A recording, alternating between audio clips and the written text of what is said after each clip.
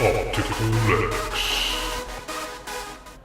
Hello guys, my name is Optical X, and welcome to my Total Noobs Guide for Elite Dangerous. This guide is aimed at people who just got the game and need some advanced tips on getting started. Also, I will give you some tips on how to obtain credits quickly and relatively easy, so that you may advance to a better ship and have the funds to do what you want in a game, whether it be mining, trading, pirating, bounty hunting, doing missions, or exploring. To start the guide off, I'll give you some of the basics on ship controls, functions, navigation and travel. If you would like to skip to how to get some credits fast, then I will leave you a timestamp in the description. Now we'll begin on showing you how I have my ship controls set up. I feel these are some of the best settings for flying aircraft or ships with a mouse and keyboard. If you are a flight stick user, then this will not benefit you, as I do not have the luxury of owning one. I have set up my ship on how I play it in Battlefield 3 and 4. It allows me to turn tight as possible and have my mouse set up so I can aim accurately while flying in combat situations. Elite can be a very unforgiving game, so giving yourself the best chance of survival, you will need to be able to maneuver properly. I have set up my keyboard so I can control my movement without touching the mouse. By default, I believe rolling is set to mouse left and right, but to me this felt very awkward when trying to aim. As you can see from the video, I have A and D as roll left and right, then S and W as pitch up and down. This is allowing me to freely move the ship with the keyboard.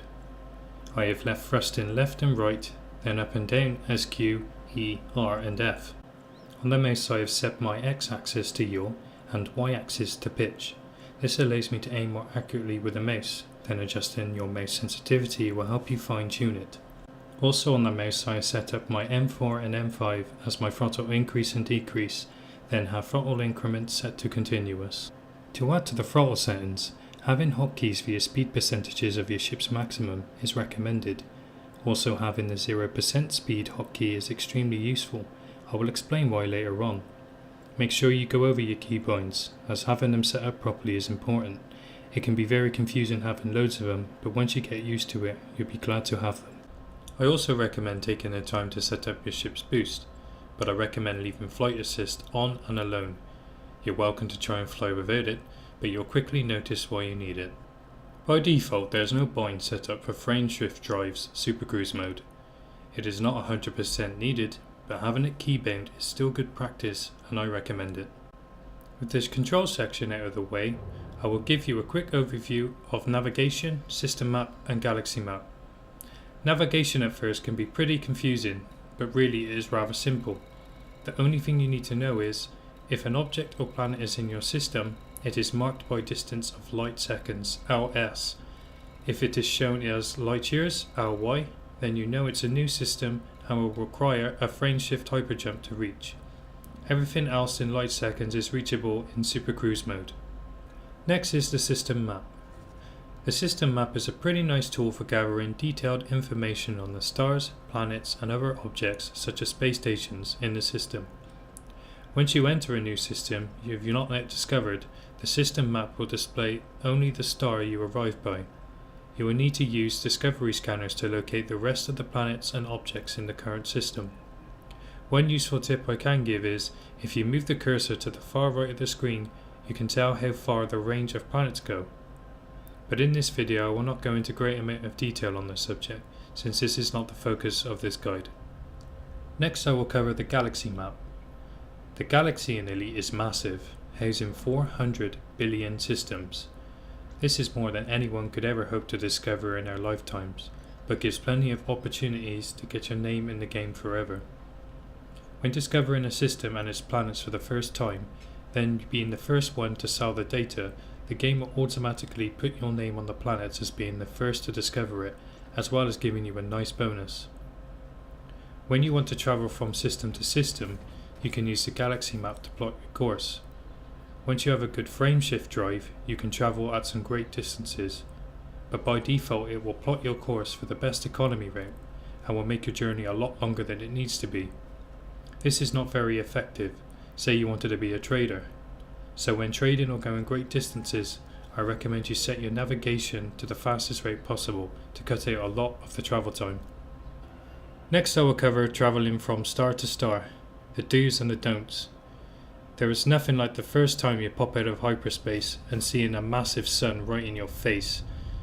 Made me jump the first time, and I almost flew right into it, because I didn't know the small but very useful tip. Remember when I said set speed to 0 is important to have? Well, here is why.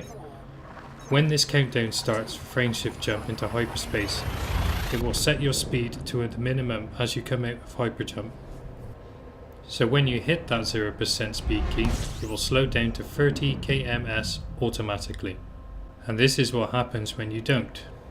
As you come out of the jump, your ship will just begin to speed up and continue going, and if you don't quickly move, you will end up crashing into the sun. Lastly, I will cover the mini-map radar on your ship. At first glimpse it is rather confusing, but again it's simple once you get used to it.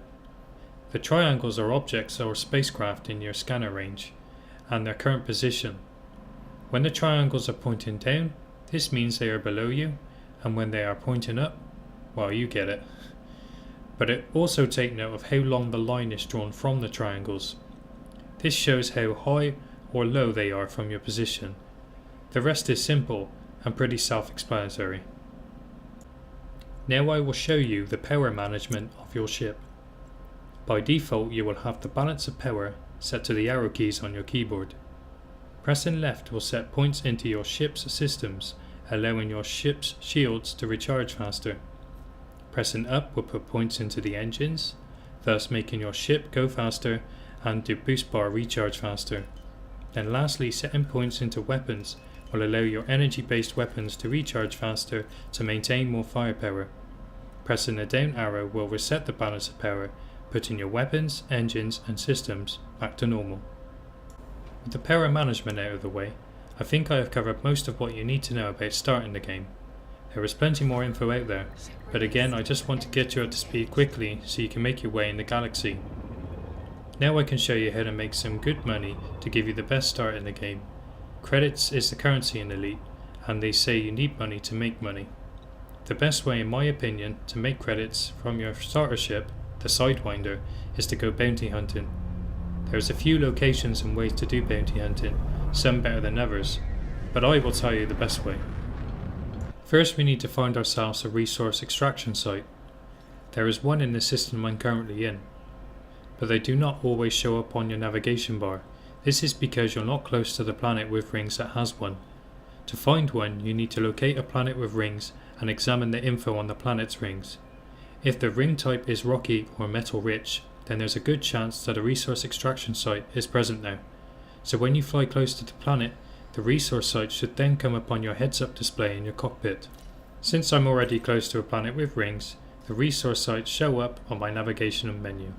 With the location set, we can now make our way there. Now remember back when I said it's useful to have speed percentages set? Well, another handy tip for when you're in Super Cruise is to set your speed to 75%. This will make your ship get to the location quickly, but will also slow you down when you get close to your location. So then you can exit Super Cruise without overshooting your location, or go in so slow that it takes a while to get there. Another handy tip for when flying to resource sites is to fly really high or low, then approach from the top or bottom. The reason you do this is so when you exit Super Cruise, you will be close to the center of the resource site, about 20 km out. But if you do not, you can end up as far as 80 km out. Then it takes about 5 minutes to get there. It's very annoying. Once you arrive, one of the first things you want to do is wait around until contacts start popping on your radar. Once this happens, go into your contacts and check out what is there. If you see loads of Federal ships, do not attack them. Look around and see what ships there are, with names like Joe Bloggs or something. Be sure to scan every ship before you start attacking. This is super important.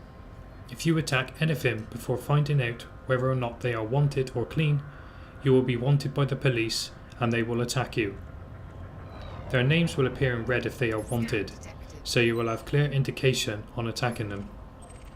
But note, some ships are bigger than others and pack more firepower and can be very deadly.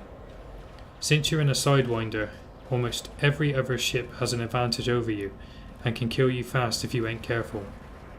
Luckily though, There's some good tips to bounty hunting to help you stay alive and claim big rewards. Since we are in the smallest ship in the game, we need to be patient and only go for the weak targets. I will run some clips of me taking on the bigger ships out there and claiming big rewards for it. This is an Anaconda, the biggest ship out there and one that holds the biggest prize for killing one. They are very dangerous in a head-on fight, and you need to be very sneaky about killing it.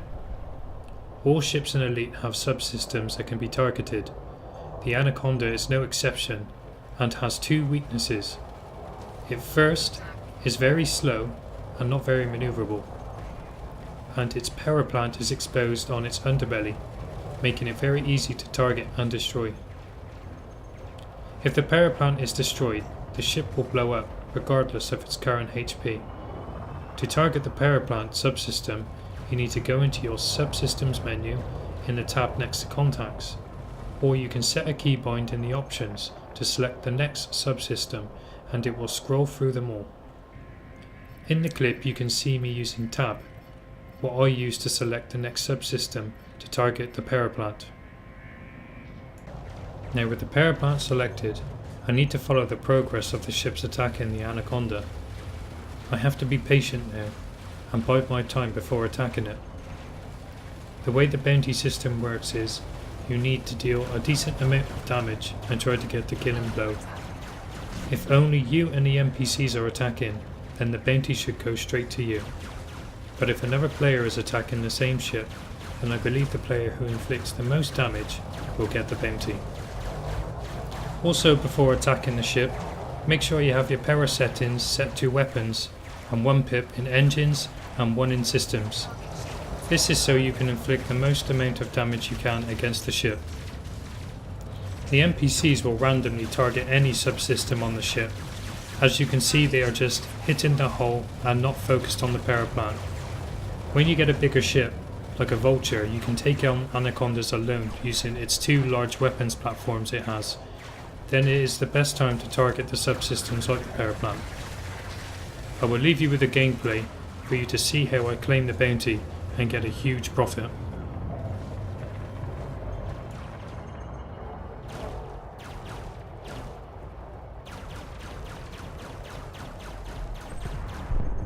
Target destroyed. I'd like to thank you for taking the time to watch my video. Feel free to give it a thumbs up if you had learned something from it, and be sure to share it with friends who need a guide. I will leave you with another clip of me taking on a dropship. Take care, Commanders, and good luck and have fun. This is Optical X, signing out.